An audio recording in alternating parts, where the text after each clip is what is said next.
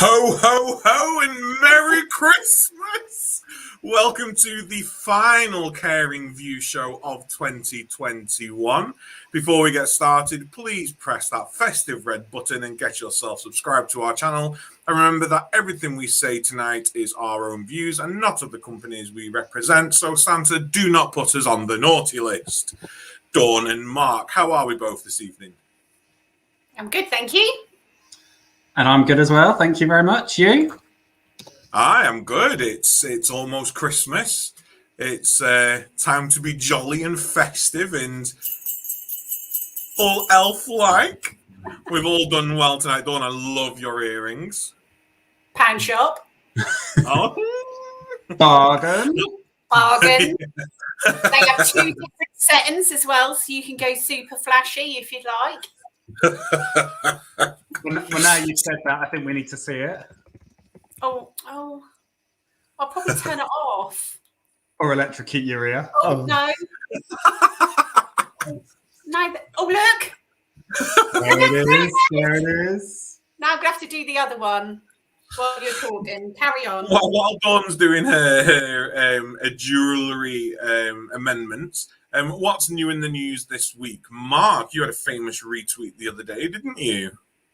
Oh, I did. I didn't think it would go as mad as it did. So I was just retweeting kind of the CQC stance on visiting. So they'd basically said that they'd reached out to providers, obviously care home providers, that they'd received concerns from relatives that there were no visiting or they weren't following the visiting guidance, which kind of came out the day after we did Thursday's show last week. With completely off the back of our show, this. So everyone's aware. But yeah, it kind of, I came back to my phone and it had like 40 odd notifications and I was like, but gee, what's all this? And it was all these people just going off about visiting and whether we should do it or not do it, and people calling each other out. And then whoever it was, one of you two will remember her name, retweeted it and it went a bit more crazy from Loose Women. But it just kind of took off. I massively think what we need to remember is everybody needs to be on the same side a little bit. I think reading that tweet, it did get to the point where it felt like there was attacks on both sides. And I do think that we need to remember that we need to kind of work in cohesion. And that is not the way to enable visiting your relative. And it is not the way for care providers to kind of put themselves across. So, I think that my favourite word in the whole wide world needs to be a little bit of co-production when we're talking to each other on Twitter. So, it was some of it I completely understood and I did agree with from both sides, from the relative side to the care home side. But I did feel it got a little bit fractious. And at one point, I think I did text Mark and say, are you going to take that down? It had already gone mad, so I didn't. But it had already gone to that point. But I think that, we just need to be mindful that we all need to work together to enable and to ensure that these visits take place. Because if people feel attacked, then it's not going to happen. Yeah, it's such an emotive... Sorry. No, go on. I was going to say, it's such an emotive subject and topic that I think sometimes one side forgets that although visiting is essential and being connected with loved ones is essential, there is a lot of amazing work that goes on in care homes as well as trying to facilitate visiting. And I think on the other side, people need to remember that just being there in the care home and being supported by care staff cannot replicate or remove the need for visitors. There has to be that equilibrium where we come together, where people needing those visits recognize the hard work that's going on, and people doing the hard work recognize that visits need to happen.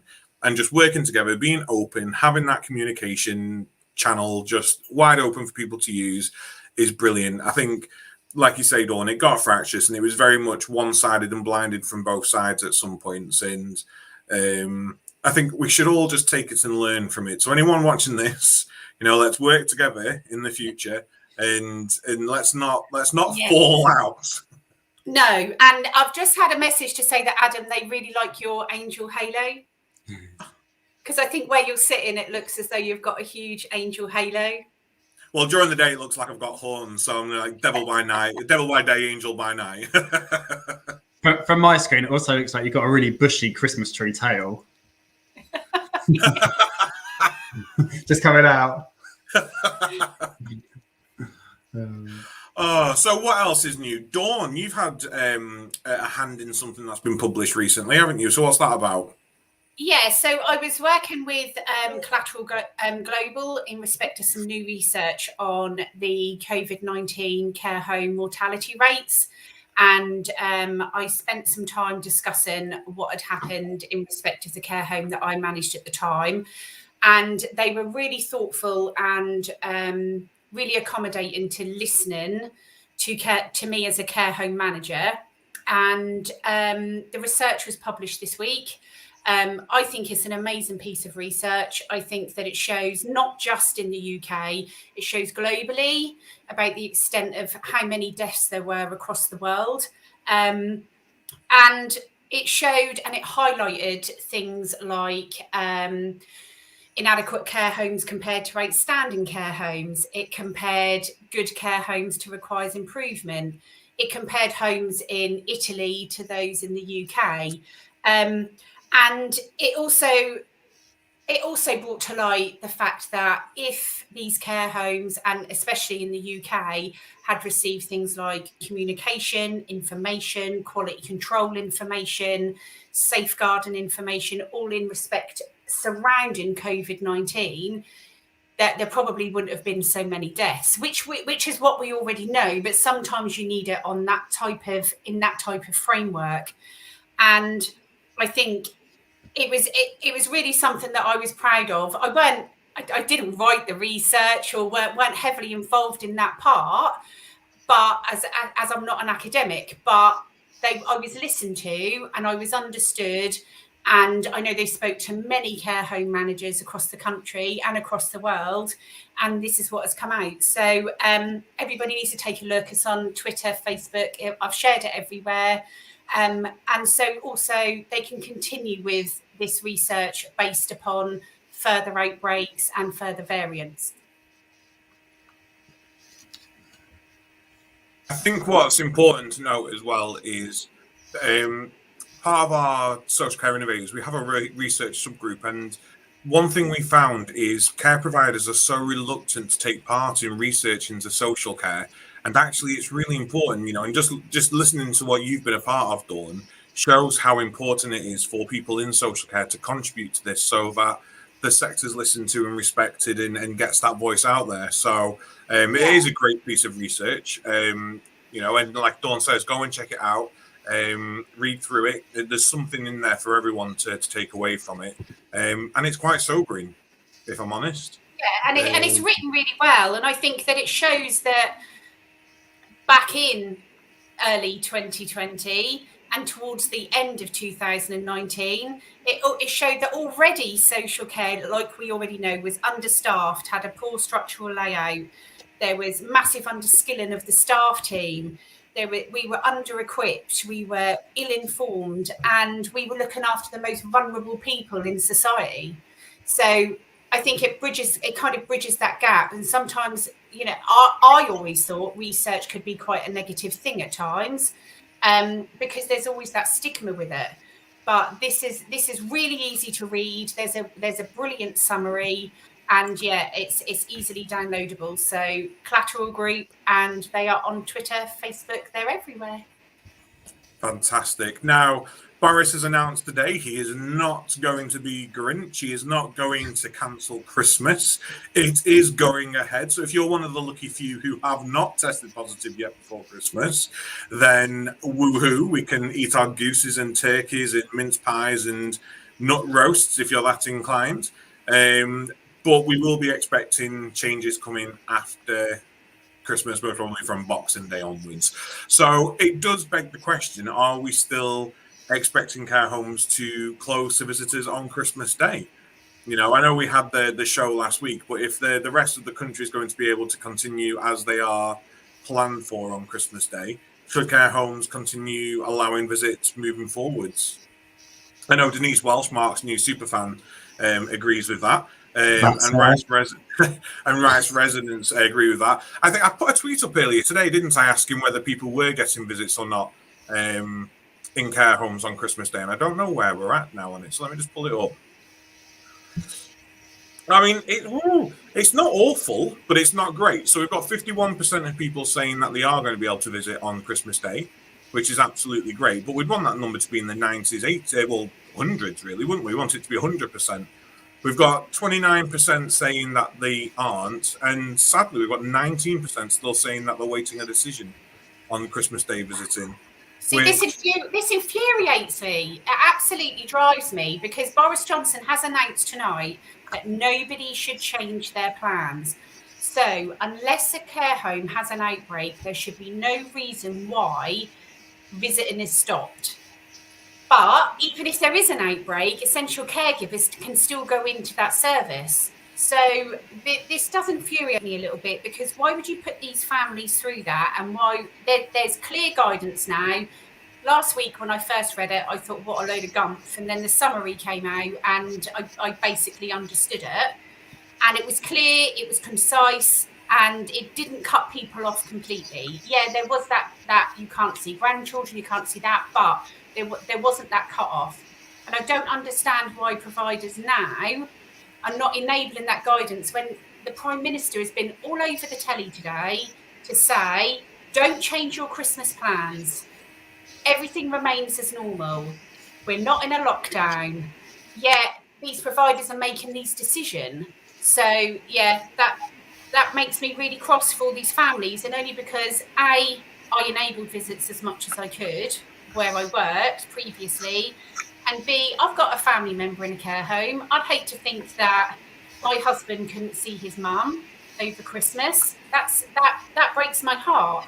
So the problem is with the visiting is it tends to be, if one big group closes, then the next one does, and the next one does, and the next one does, and it has this domino effect. And I think we need to kind of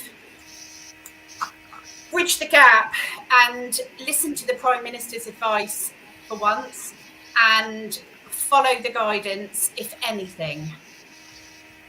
And as always, Amanda's put in the comments that if there's a change to the guidance, it'll be tomorrow. And they still need to write the testing guidance first, which they're waiting for in care homes, which, yeah, good old policy writers there, leaving it till lastminute.com. But yeah. It'll come out Christmas Eve. It'll come out 1 minute past midnight Christmas Day morning. It'll be a gift for all care providers to share in joy and glee.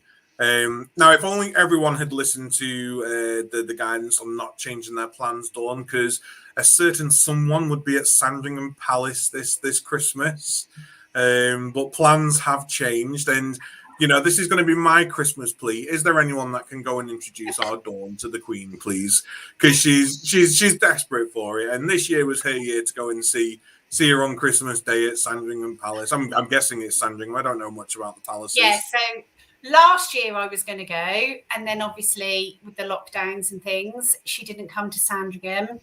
And this year I was going to go, and then it was announced in the week that she wasn't coming. I even ordered a posy to hand to her at the gate. So I planned to get up at 2:00 in the morning. I wasn't going to wake my husband up until 4 because I needed to prepare. And then obviously we were going to leave because there's a queue, and I'm not pushing people, don't get too close to me and all that. So I planned to leave quite early to get a really good spot. But unfortunately, she's not coming to Sandringham. So yeah, I did put a thing on Twitter the other day saying if anyone can help me, I'd really appreciate it. Even like a video chat, because I know she does a video chat now. She don't mind a Zoom. She don't mind a Zoom. So anyone that can help me, because I know that some people went to all these posh do's over the last month. There's been royal family members there. If anyone needs a +1, I've got a dress. I'm ready. I can go. I'll keep the posy. I'll dry it. And yeah, please. There we have it. Come on Twitter. Come on YouTube. Come on Facebook. Come on England. Come on social care. Let's get Dawn to meet our Queenie. That's enough of the week that's just been. I know we're looking forward to the new year, but we have got a show to do tonight, and we have an award-winning guest joining us tonight, York Woodford, joining us from I don't know where. Hello, York Woodford Smith. How are we? Hi, I'm good, thanks. How's everyone?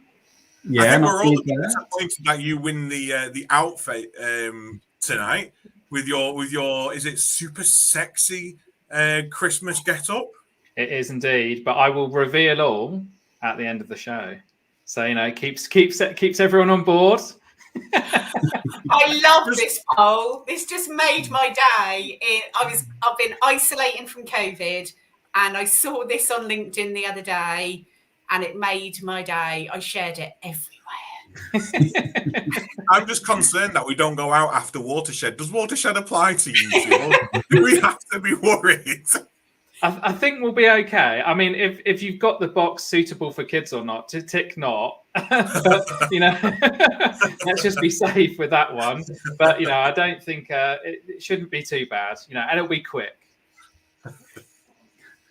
So your videos and video marketing is something that is your bag. Do you want to tell us a bit about yourself? Introduce yourself to our viewers. So I'm York Woodford Smith. I run a company called 5 on a Bike, and our company specialises in videos for care homes, care settings. So that's like elderly care homes, nursing homes, residential, and we are going a bit into kind of adult social care as well, and then children's social care as well. And we do all sorts of different types of videos, from just a simple tour to like complex interviews to pieces about reassurance. So we went. I see my wife's just commented on the video. So we make we make all sorts of different types of stuff. We've probably been into 50 odd care homes this year, film lots of different bits of content. So we go out, we meet lots of people in social care, right the way through, sort of from like CEOs to care assistants, and everything in between. So we've got a lot of experience in the sector. And we've seen a lot of stuff, a lot of different types of homes. So how have you found getting into homes during this bizarre 24 months that we've had going on? Have you seen there been an impact on the services you've been able to provide, or have homes been quite accommodating for you when you go in and do the video and the recording at the settings? It's been a bit of a mixed bag. So obviously through the first lockdown, we were just shut out completely, which is completely understandable. And then as we came back in sort of June last year, we really started going out to homes. Lots of stuff. We were doing things in gardens, and we were interviewing people outside. I mean, basically, we can interview people socially distanced, so it's not too tricky. We did a few projects over Zoom, which was quite good fun, interesting challenge. So people would send us stuff on that they'd filmed on iPads or phones. And then we'd interview a resident. There was one really cool film we made with a lady called Molly, who we interviewed her over Zoom. And I was like, this is never going to work. This is just not going to, it's just not going to work in the right way. And it was really, really good. And so we did another one with a guy called Bob. Obviously, then we packed in a load of shoots before the lockdown in December. And then we didn't go into homes in sort of end of December, January. And then it really depends. Like some of the different providers, I think there seems to have been a distinct difference between charity-based providers who are super, super risk averse versus commercial providers who are more willing to, they're letting us in quicker. Obviously, like every home has loads of mitigations. Some places we would change clothes before we went in. Obviously, all the lateral flow tests, masks and everything like that. So it really it would depend on provider to provider. And there was lots of stuff around the visiting rooms, but it got to a point where it was becoming a crucial tool. So people wanted to see the homes, but couldn't. So they needed to still bring people in. So it was getting to the point where it was being seen as important if the boiler breaks down, right? Because it's like people want to see the home before they come. And if we don't get more people to come to the home, we're going to go out of business. So it was becoming really critical. And then especially now with recruitment, it's really become a really important piece where companies are like, well, how can we mitigate completely to make sure we can get you in the door? So it's become a tool that's seen as really important by providers. So definitely a mixed bag, but I think it would be the same as if we were a plumber or, a kitchen provider or something like that, any kind of mitigations. And it gets to a point where it becomes sort of mission critical. So if you're spending, I don't know, £20,000 on a recruitment campaign and you can't make video content for it because you can't get into the homes, then you need to find a way to make it work. So talking about recruitment, what kind of things do you do with Five on a Bike in terms of supporting providers with recruitment? What kind of video would you do? There's loads of different types of videos you can make with recruitment, and often they're my favorite type of video because we meet so many different people in social care, and pretty much across the board, everybody bloody loves it. So they're really, really happy. They really love their job. Like when they speak to you on camera, their heart like comes out, and it's quite high pressure situation. People are quite nervous about it. And so when you interview people, it's really exposing because they can't really hide behind anything. So you really find out, you sit down with someone for half an hour and you can sort of see into their soul in a really weird way. So you often find out the real truth of sort of what's going on in those situations. So we interview lots of different team members and find out what they like about working at particular companies. And something I hear over and over again is it's like a family here. And that's because, especially through COVID, the strong bonds that get built when you're in a kind of battle scenario and people are throwing themselves on grenades and doing 2 12-hour shifts in a row when they know they shouldn't, but there's just no other choice. So bonds are really, really strong in homes. And then so when you go into a home that's not vibing in the right way, you really see the difference, right? Yeah, and that, to be honest, normally comes from sort of the senior management within the home. Rather, most people I meet at corporate level really care about it, but maybe are a bit misdirected or can't quite get the message across in the way they want to. So with recruitment, we make lots of kind of day in the life videos. So that may be if you need to recruit some care assistants to show people what the job's like. And what we are doing now is pushing a bit further into the process. So there's lots of different stages of the recruitment process, right? So you've got the initial advert where someone might see it. So that's nice and short. It's 30 seconds. Then you've got something a bit more detailed about the job, maybe a day in the life video that's part of the application process. And then as you get further into it, we get lots of different stages where people drop off. So I don't know, if you ask 10 people to come to interview and only 5 of them turn up, if you can use a video to make that 6 or 7 people, because it explains what's required from you at the interview and things like that, it really can have an impact if you're recruiting on a large scale. And something we're trying to make videos about now is dealing with death and dealing with personal care and things like that, where it's part of the job. And actually, a lot of the people we speak to about dealing with death, it's one of their favorite parts in a really crazy, morbid way. but because it's such a privilege to be a part of someone's life at that moment. So actually talking about that, and because if you start as a care assistant, after 2 weeks, you've built up a little relationship with the resident and they pass away, because that happens.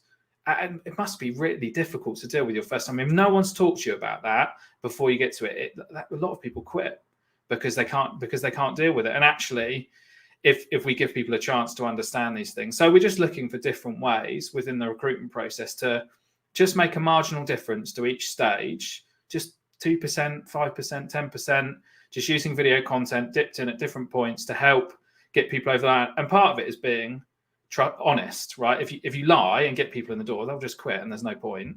So the whole premise of making content around care homes is making stuff that's like truthful, because there's no point attracting the wrong type of customer. Like we made a video recently for a home in Essex, and it was everyone's really big character. And at the end of it, the lady went, "If you want to come to the best care home in Essex, come here." And it was like, and I'm really glad the company kept it in, because it was like, really, that will attract the right type of resident for that home. And if someone goes, "Oh, bloody hell, I don't like that," you probably don't want them to come to your home if they have that choice. So it's about being sort of honest and truthful and looking to just make little tweaks through the process for recruitment. I think when I think corporate videos and videos for companies, I always think of those really awkward ones that you get seen shared on like TikTok or YouTube every now and then. And it's like, "I'm a sales assistant. I'm selling you something." Do you know those like really awkward videos where they do dances and songs and stuff like that? So what's the sort of content you produce? Because obviously I doubt it's very cringeworthy. I doubt it's anything like that, especially if you're award winning. So what's the usual sort of content that you would produce? If your company does stuff like that, then we do make videos like that, right? Like if that's what attracts the right type of people for you. So there's definitely videos where we've made like, "Congratulations on starting your job," and it's like really like, heartfelt and fun. I've worked in companies where we do, silly sing-along videos and stuff like that. And if that's part of the culture of your organization, then you should play on that. But most of the stuff we make is, if it doesn't make you cry, then we're probably not doing something right. If it doesn't, like, if you don't watch it and feel like so happy that you're just like bawling, or like really strong emotion about that resident that came in, they were in an awful position, their families are in an awful position, and the care home over a period of 6 months, 8 months, a year has helped that person just live, like be able to live in a nice way, taking that pressure off the family. So really, if the videos we make often, if you watch them and they don't, and you don't, oh, crikey, that was lovely, then we're not quite doing our job in the right way. And that's often how it's something called editor's tingle, when you edit it and then you get like a little, when like the beat drops in a song and it goes up your spine, you're like, oh, it's like that. If the videos are designed to do that type of thing, really, to move people emotionally, because it's a very emotional decision for people, isn't it? It's very like, if you're, and I dealt with this recently with my granddad. It's a super emotional decision, and it's not straightforward. It's not like picking a car. When you look at the statistics, there's so much emotion wrapped up in it. So what you're trying to do is show people, this is what this is like, and this is what the carers are like here, and this is our values about the home, or this is a story about someone who might be like you. So we're the right people to help you. So what do you say to people who think that they don't need marketing? They don't need a video. Well, I think generally a lot of providers will go, well, we get all our referrals from local authorities, so why bother? Like, why are we bothering to market? And actually now people are still given a choice, aren't they? So if you are in hospital and you're discharged to assess, for example, and you're going out to a local authority provider so my granddad did that, and he could have afforded his own home, but because you're sort of in the system at that point, they give you a choice of three. So then we look at the three and we think, well, that doesn't look very good, because they've not bothering. And it's like, imagine you had a nice shop and all the paint was flaking off the window and the windows were all dirty and your signs were all hanging off and old. But websites like that, it's like the digital shop front, and it's where people go now to look. So even if people refer you, you're probably missing out on loads and loads of referrals. So, if Barbara speaks to Debbie in the supermarket and says, this care home is really good for my mum, and then they go and look at it online and it looks rubbish, they still it won't work. So actually what you've got to think about is how that person, even if they are referred, have a strong referral or a strong emotional tie to the area or something like that. If your website looks absolutely rubbish, and people won't know it's rubbish, they'll just go onto it and go, this company doesn't look very good, and they'll go off. The same with bad video, same with bad photos. People don't know that they're seeing a bad version of something. It doesn't work for them, so they go away. So if they can't, and that reaches right into the sort of process where the sales process and stuff. So if people are picking up the phone to talk to somebody and they can't get hold of anybody, or they leave a message and nobody calls them back, they're not gonna use your services. And that could be costing providers tens of thousands of pounds per resident, like every month, right? A complex resident in a care home is in theory worth a lot to that care home, and actually, because they're just getting enough, they think, oh, well, that's fine. But as we know, in a provider, if you're 80% full, that's probably only just about breaking even, and it's that final 20% that makes the difference. And so it's difficult because I think a lot of people don't like the idea of care being profitable. But I think ultimately most of the best companies that I know do make good profit. And that if that's what it takes to provide good quality care, then I think maybe that's what it takes. There's definitely a more complex answer to that. But Adam's popping on. He's going to say. No, I was just going to touch on the whole profit and care sort of thing, because I think when we talk profit, I think a lot of people think Lamborghinis and Teslas and Gucci and Versace, or Versace, however you want to say it. And I think what people fail to remember is actually a good profit needs to be made to reinvest.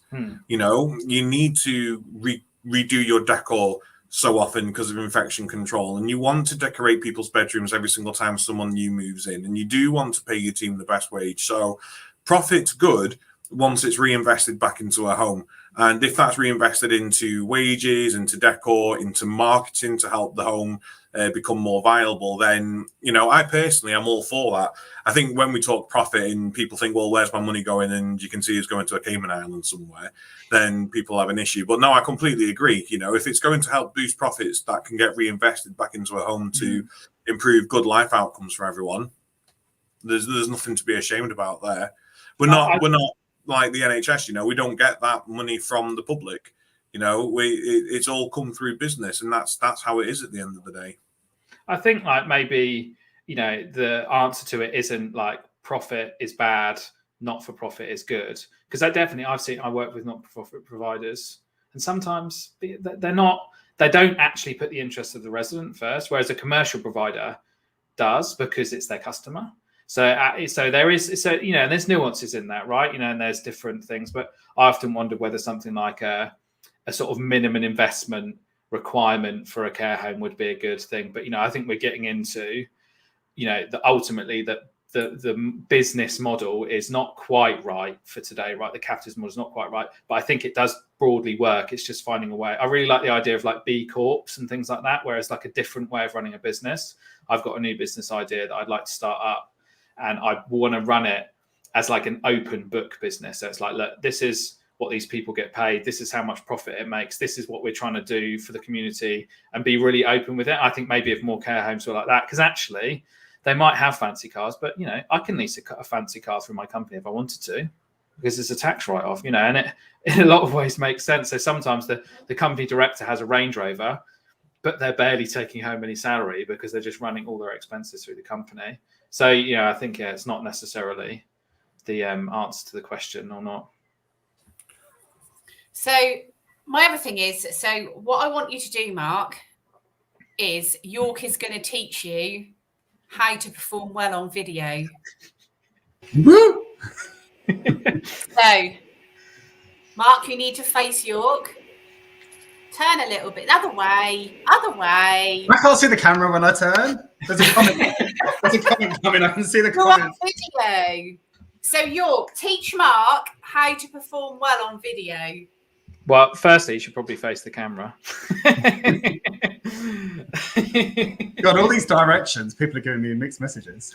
So I think that there's lots of, obviously there's different formats in which you will need to perform on camera. So this is one of them, right? Like to perform on a show, or, you know, this is a meeting, right? This is a meeting between a few people, and like things, having your camera positioned well, thinking about what's in your background, that it all makes sense. You know, like Adam's obviously got the thing over his head, which works, right, in a way, because it draws attention. But actually, then maybe your light's not as balanced as it could be on your face, Adam. So you've not got, so you'd look a bit nicer. I've got my room in here set up in a way which tries to light my face evenly. So it's just about it. I think it's about best foot forward. When you're being interviewed on camera, so most of the time, if you have like a professional film crew come into your setting, or if you're going to be on the news, first off, you probably don't want to have an original thought in that interview. So try not to just be working out. So I've got like notes ahead of this, so I don't want to accidentally say something mental on camera. Because, you know, in normal conversation, sometimes you say mental stuff, and that's good, that's fine, right? And then you end up having an argument with someone about something mental you've said, and you've dug into your position. It's all good. But, you know, so it's good to think about, but don't think about it too much. So you have a kind of a base plan of outlining the things that you want to talk about. Mainly it's about relaxing and just enjoying it. So when we interview people on camera, I always say to them at the beginning, like, imagine we're in the pub having a glass of wine. I don't want you to give me the corporate story. I don't want you to say what you think your bosses want you to say, because actually that's not what they want you to say anyway. They want you just to tell us what you think about it. And just relax. Like when you're off camera, you'll forget quite quickly there's a camera there. So my camera's up here. And when you're interviewing, you'll be looking sort of slightly off to the side, and you can just ignore the camera. You'd be surprised how quickly you might forget that stuff's all there.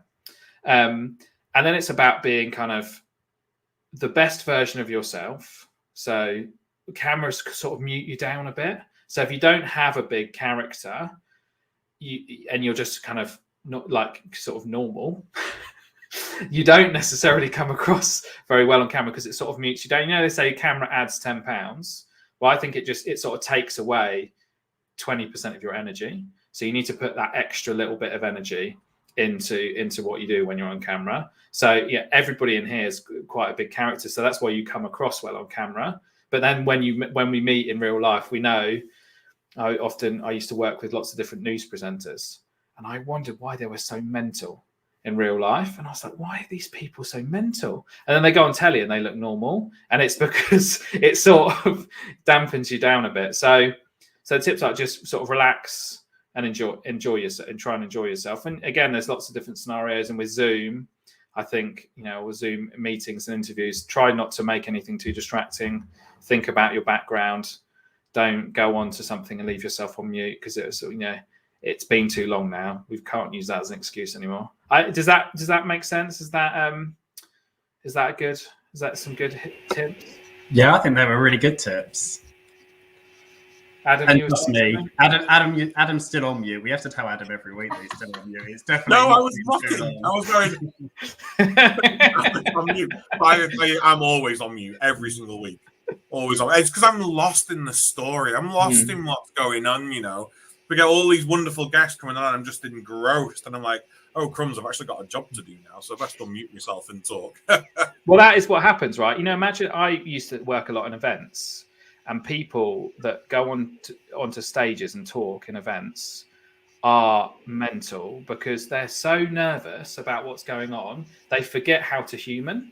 So it's like you put a glass of water down for them and they're like, it's right in front, and they're like, can I have some water? And I'm like, it's literally right there. Or like you put a microphone on them and then they suddenly start playing with the microphone, or they just take the microphone pack off and mute it because for some reason they think they're supposed to do that. And people do all sorts of weird stuff, or they walk in weird directions, or you say, look, don't walk over here because you'll be in the dark and we won't be able to see you. But they just forget that because you're so focused on your performance.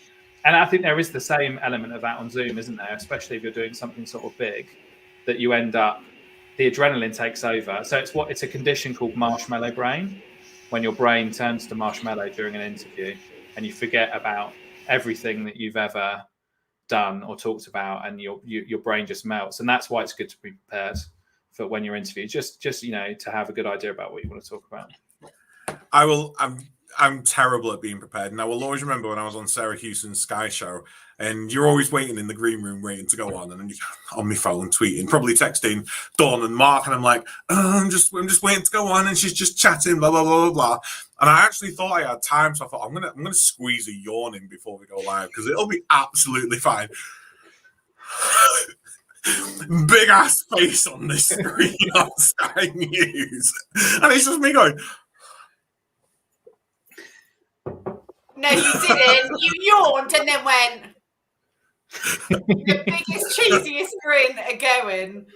Oh, are we live? So we would have, you probably should have been given some opportunity to have media training before you went on the news to give you a chance, because it's stacked against you. It's so easy to do something stupid on TV because you're just your adrenaline is pumping.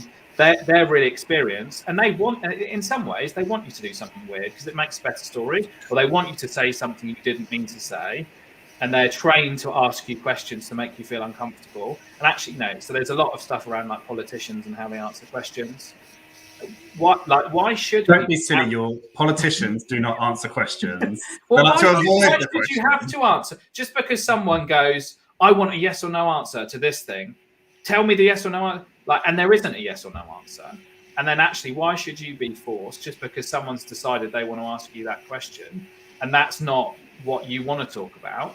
As an interviewee, you can take control of an interview and make it about your own agenda. And that would, if you'd had those tools with you, Adam, you would have been able to get your agenda across better. I mean, you did really well, right? But yeah, it's that. The interview was absolutely fine. I just yawned with a big gob yawn live on TV.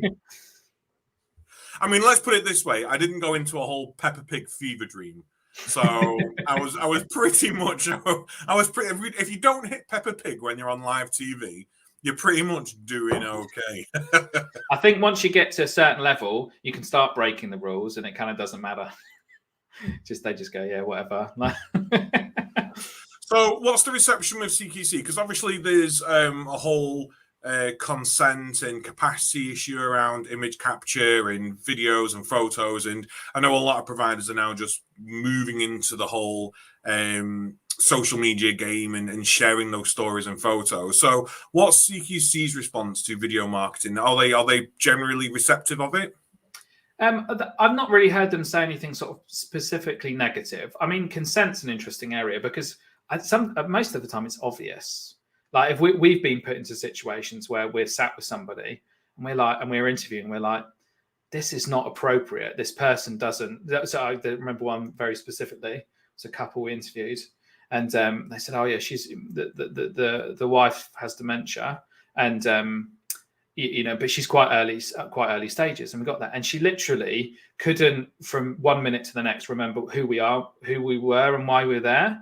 Fortunately, her sort of what she'd been stripped back to, if that's the right way of putting it, was just someone who was just so happy. So she was just laughing at everything, thought it was really funny. It was her birthday. So we just kept reminding her. And every time we reminded her of her birthday, she was like, oh my goodness, it's my birthday. How old am I? I'm 97. That's amazing. So it's fine.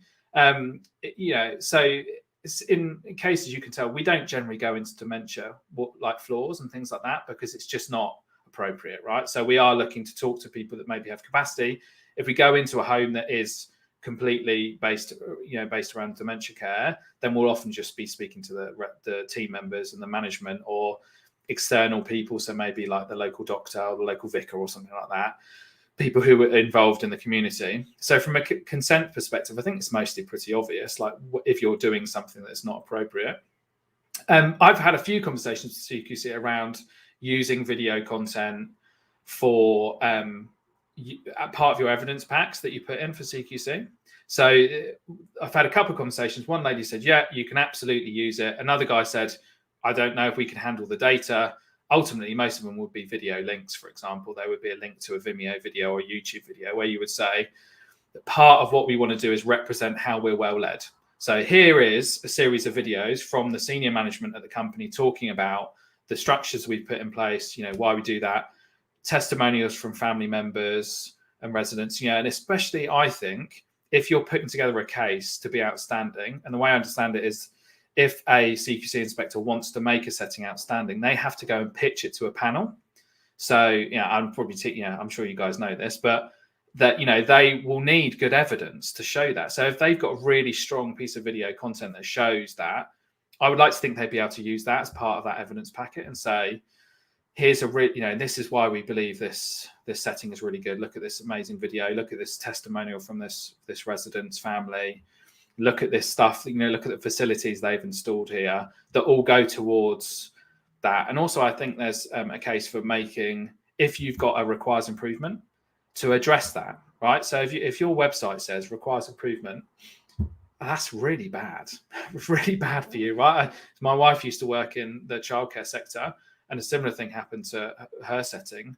And it was just an accident. It was just like a misplaced piece of paperwork, and they ended up requires improvement. And it makes it so difficult to then attract private paying clients because they'll just look at that and go, ugh, and they go away. So I think actually addressing that head on, if you are in a setting, and I wouldn't work with a provider that was like a requires improvement or inadequate if I didn't think they'd put the things in place to fix that. So that, if you are confident that you've fixed the stuff that you need to fix, and you should get on camera and say, okay, this says requires improvement. We have done this, and this to address these areas. I, as the manager, I, as the owner of the company, have invested in fixing this. You give you a better chance of picking up those residents. But even if it's just because they're looking for a deal, and that if you're going to have to charge 5% less to get them in the door, for example, but so stuff like that. So I think there's lots of applications. I would love to work with a provider who has something coming up and wants to make some videos. And I don't think they all have to be professionally produced. You could be doing things like this, like recording, screen recording and talking things through. You don't have to make fancy video. You can do stuff on your phones and iPads. It's just whether you've got the technical capacity to do that, or the physical capacity to do that as well. So I think any kind of video content that tells stories, that shows what you're doing, that just gives, at the end of the day, a CQC inspector is a human being, and that they do need to be shown in the same way as a resident or a family member would want to be shown. They do need to be moved emotionally. I think there's lots of different interesting applications there. And it's just about being honest and open, isn't it? It's just having that honesty there. So yeah, sorry, Mark. No. I was just going to say I found that really interesting, and I think now with the inspection all being near enough all digital, and you're having to send information, the CQC wants so much data that actually a video is actually a perfect way of doing that. Something different that, well, now everybody will be doing it, but if you do it tomorrow, not many. Even just talking them through documents that might be a bit complex or might look funny. Everyone has their own way of recording things. Actually, if you send, okay, here's this data that they've asked for. Here's a 1-minute video of the manager of the home, just on a screen record with the data up in front of him saying, look, this is what this data means. This is how we use it. All that's going to count towards that well-led, being safe, all of those different things. And I think that all can then bleed into the sort of improving the team morale section of kind of video content, and how you might use that to communicate with your employees, help them understand what the different benefits that your company are, what benefits you offer. If you've got a nice benefits package that nobody uses, it's probably because they don't know how to use it. And actually, just again, it doesn't have to be fancy. And often companies, especially bigger companies, will spend money on, because the people just don't have the time. I mean, most people don't have time to do stuff that's outside of their remit, and that's why they bring companies like us in to make these things, to communicate a message. And we had some really nice examples recently where we've made videos for homes, and we've interviewed everybody and they've all been really happy. And then the video gets played to them afterwards, and they love it. And they're like, wow, really happy that I work here. Like, it really reinforces that, how they feel about it. And it's really nice to see the company investing. And a company might spend $2 or $3 grand on a video or a series of little videos. Actually, what would you spend on a team night out or something like that? Probably easily that much, right? If you've got 80 staff, 90 staff, 100 staff, what would you spend on a random benefits package that nobody uses? Whereas you make a video, your team are all involved, it's an exciting day. They then get to see something that shows the company cares about them, that the families care about them, because the families come on and say amazing things about the teams that they've never heard before. So I think there's a real good case around that as well. Thank you very much. We've had a comment from Rights for Residents, just going back to the whole bit where we were talking about websites. They've said websites are so important. Some are very complicated when they look at them. They quite often have a look at websites on a monthly basis to see companies' latest policies, which can be quite hard to find, which is good feedback. And I must admit, I do a lot of competitor analysis, and I did, when I managed home care as well. And some just aren't updated, and also their social media, it does just make the company look like they're just kind of closed down for business. One question I had for you, York, was around, now I'm a big fan of TikTok. No, I'm not uploading videos. I just like to view and scroll. I think I've got a bit of a problem. I dread to think what my screen time is. I'll have a look at it in a minute. Can you give the viewers any advice around captions? Because I've noticed that TikTok obviously has captions. My Twitter now is all captioned. Facebook is captioned. Kind of any advice or any tips around providers for doing that? So last time I checked, about 92% of people that watch videos on like Facebook, Twitter, don't have the sound on. So most people aren't watching videos with sound on. Obviously, TikTok's a little bit different. It's a bit of a different platform from that perspective. But basically, you should always put captions on videos. And now it's a lot easier. It's getting a lot easier now. So, for example, the editing software we use has a built-in auto thing, and you just click a button. You say, once we finish the edit, we just click a button and auto does it. It's never quite right. And we need to go through and change it. It's a real pain for us because 3 of 4 editors in my team, me included, can't spell. So we have to then get the person in the company that can spell to check it before we send it off to people. But basically, if it's got talking in it and you're putting it online, it should have captions. YouTube does it automatically. So if you upload a video to YouTube, it does it automatically for you. You might have to go in there and edit it. If anyone's particularly interested in learning how to do something like that, send me a message and I could just show you. I'll just do a little video screen record and just show you how to do it. There are websites like, there's one called, I think it's called Descript, and it's like you can play it, you can like upload audio to it and it automatically transcribes it. So for example, you could do that with this. You could upload the audio and then it will turn that audio into like audio file, transcript of the video as well. So you should add subtitles wherever you can, if possible. TikTok, I think less so, because you watch it with the sound on, right? Because it's all about the music and things like that. But it is useful, isn't it? Because in most scenarios, at 1 o'clock in the morning, when you're watching the TikTok videos and you're trying on it on quiet, and someone's talking. I've been there too, Mark. I've been there too. I'm there every night. I won't lie. My wife wakes up in the middle of the night and it's like all I could hear was the same, like either song or talk on loop. And she's like, it takes me ages to find your phone in the bed somewhere. But yeah, I fall asleep to TikTok every night. Yeah.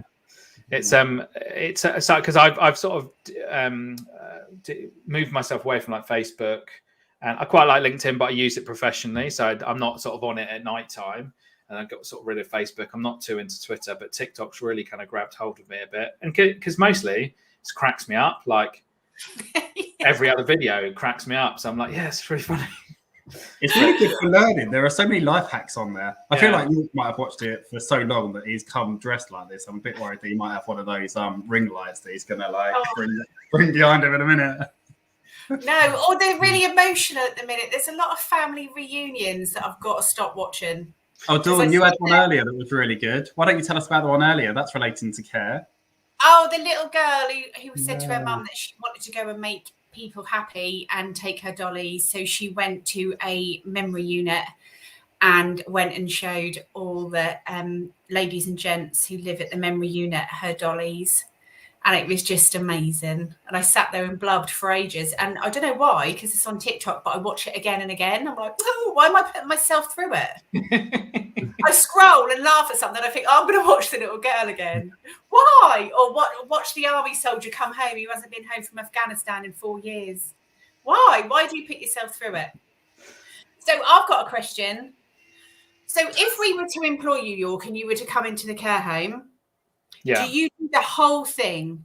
So I know a lot of people are put off by, okay, so we do this and then we send this off to this person and then we do this with this person and then you'll get your video from this person or your marketing bits from this person. And then, and then there's an invoice of 5 or 6 different people.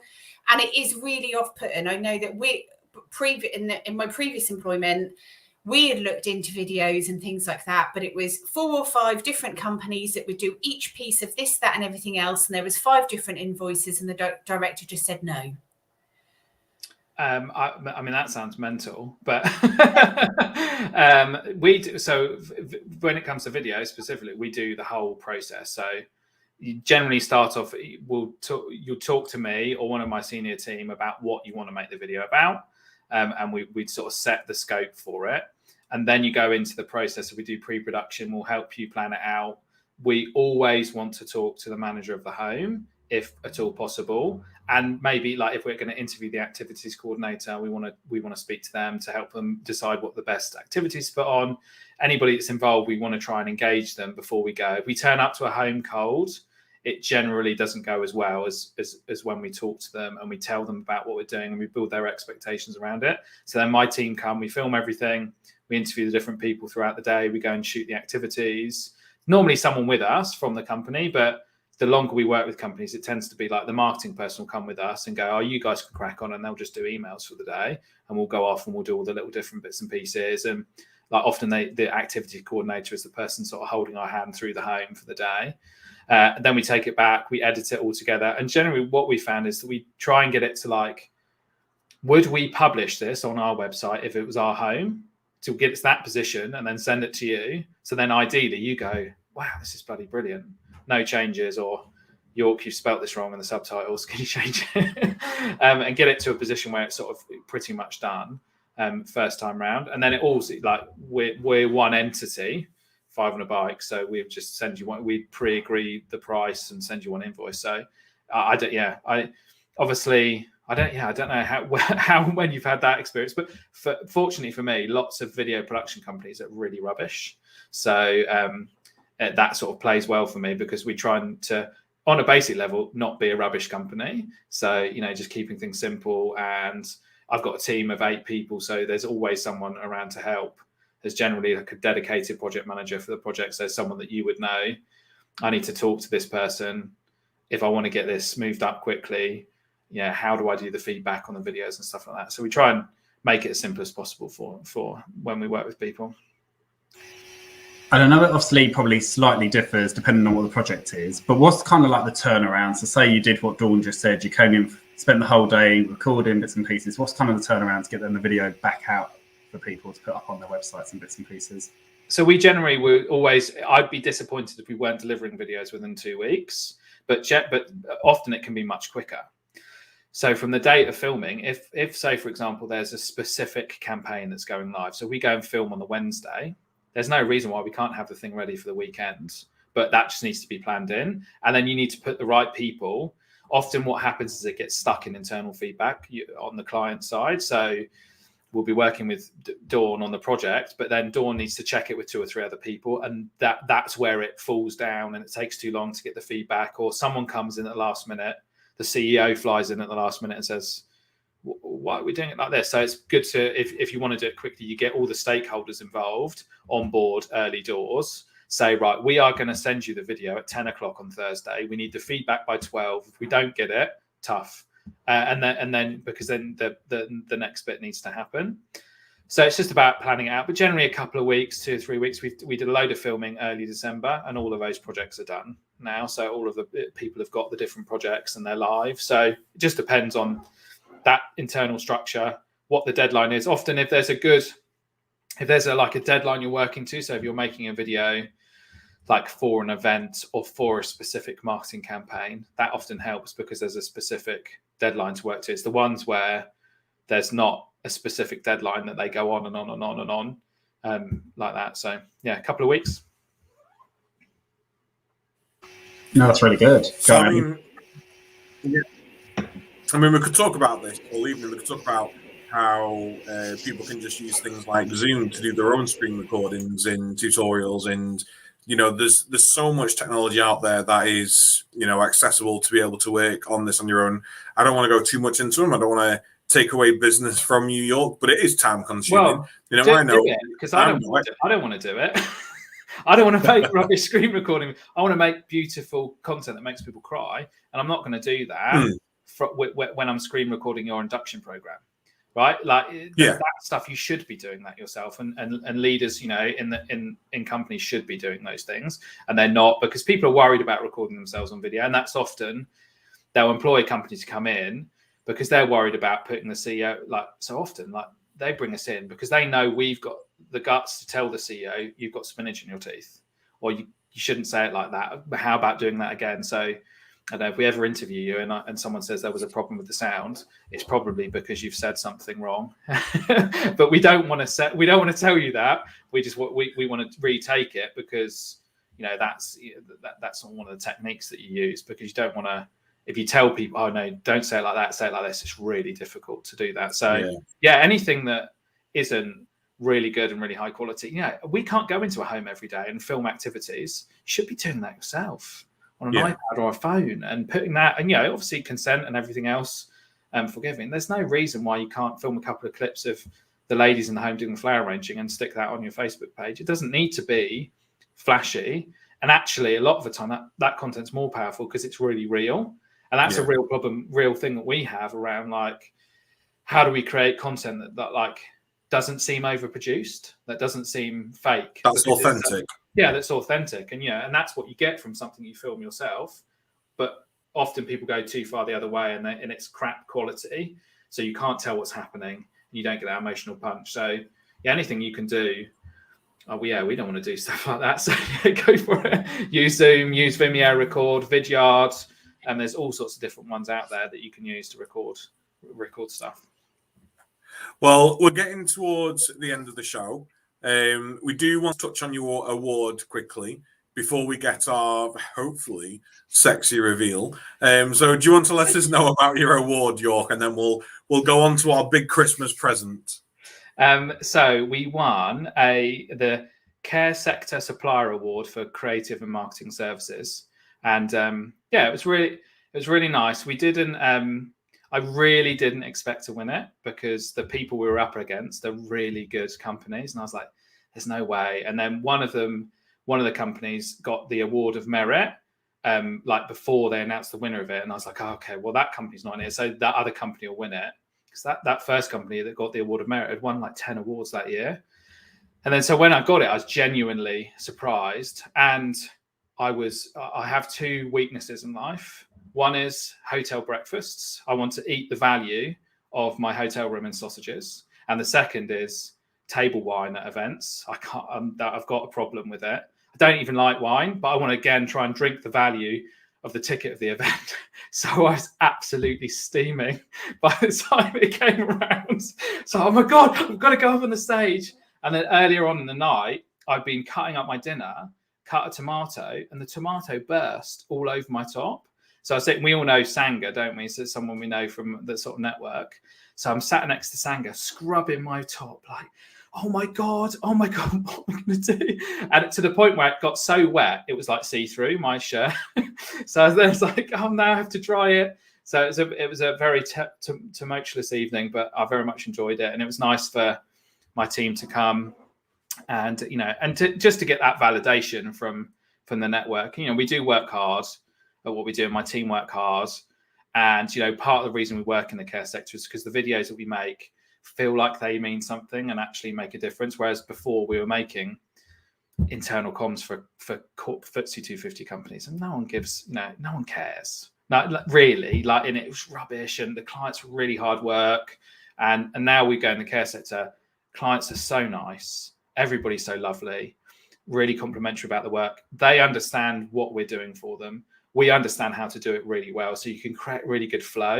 And we make projects, and then we give it to them, and they're like, "This is amazing."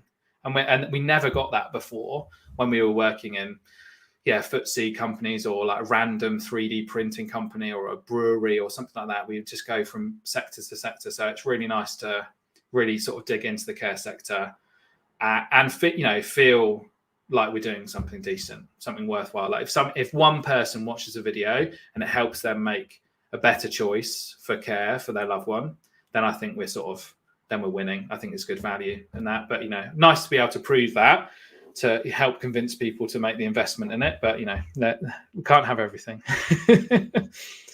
No, I mean that's perfect, and that's why everyone's in the care sector, is to try and just improve life choices and to make sure that people get the care and support that they do need. So, without further ado, do we need backing music? I think we do. And just to say, I'm not sure we've got licensing for backing music. We'll probably mute us when we go on YouTube. I feel like so give us some clues. I don't think. Maybe you just need to go. And so just to put context in, so Steph Green there is my head of projects. She doesn't know I'm doing this. She's going to be absolutely mortified. Right, okay. So I just think you just do a little, and I'll do a little reveal. I'll do a little dance for you. I'm going to get my...